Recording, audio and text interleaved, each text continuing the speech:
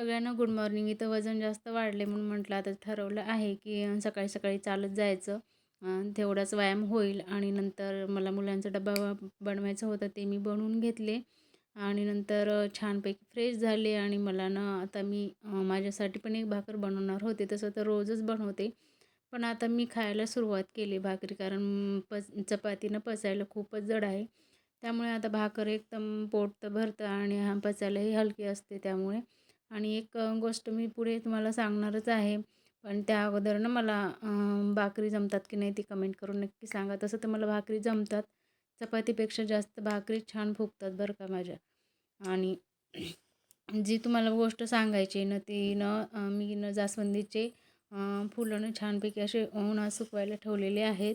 आणि त्याच्यापुढे आता थंडी खूप वाढते त्यामुळे चेहऱ्याची, केसाची तसेच आपल्या शरीराची काळजी आपण घेतलेली पाहिजे नाही का.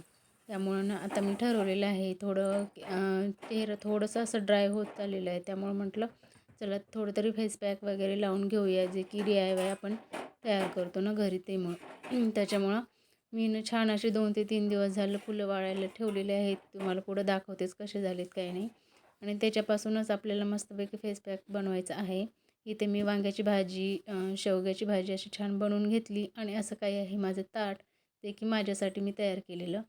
आणि आता चला दाखवते तुम्हाला फुलं कशी झाली ते बघा मस्त सुकलेली आहेत. व्हिडिओ आवडल्यास सबस्क्राईब नक्की करा. बाय.